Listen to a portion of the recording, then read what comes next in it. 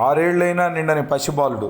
ఆ బాలుణ్ణి తల్లి తొలిసారిగా షికారుకు తీసుకువెళ్ళింది. ఆ పిల్లవాడు అసలు కన్ను తెరిచి ప్రపంచం చూడడం అదే మొదలు. వాళ్ళిద్దరూ అలా వెళుతూ ఉండగా దారిలో ఒక బిచ్చగాడు కంటపడ్డాడు. బిచ్చగాడిని చూడడం కూడా ఆ కుర్రవానికి అదే మొదలు.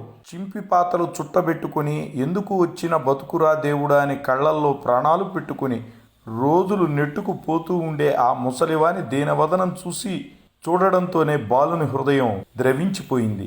తల్లి చంక నుండి గభీమని దిగాడు. ఆ బిచ్చగానిని కౌగిలించుకున్నాడు.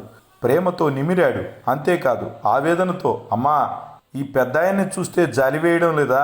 పాపం ఏమైనా ఉంటే ఇవే అని ఎలుగెత్తి బతిమిలాడాడు. ఆ పసివాని ఆవేదన గమనించిన ఆ వృద్ధునికి అప్రయత్నంగా బాష్పాలు రాలినాయి. పిల్లవాని తల్లి వైపు తిరిగి ఇలా అన్నాడు, అమ్మా, ఈ బిడ్డ సామాన్యుడు కాడు.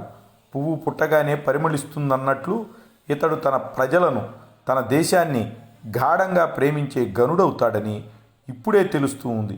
ఈ మహానుభావుణ్ణి జాగ్రత్తగా పెంచు తల్లి అంటూ పిల్లవాడిని మనస్ఫూర్తిగా దీవించి ముందుకు సాగిపోయాడు.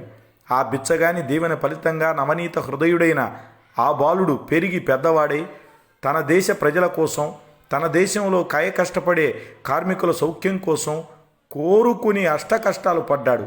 నైతికంగా తన దేశాన్ని ఎన్నో విధాలా ఉద్ధరించి అద్భుత చారిత్రక పురుషుడయ్యాడు.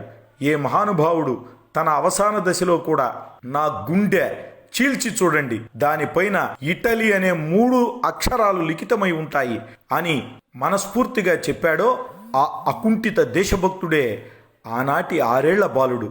అవును, ప్రపంచానికి మార్గదర్శకుడై స్వదేశాన్ని, స్వజాతిని, స్వప్రజలను, స్వమతాన్ని ప్రేమించే మహోత్తమ జాతీయవాదాన్ని ప్రపంచ జాతుల్లో ఆకాశం కింద పునరుద్ధరణ చేసిన జోసెఫ్ మజాని.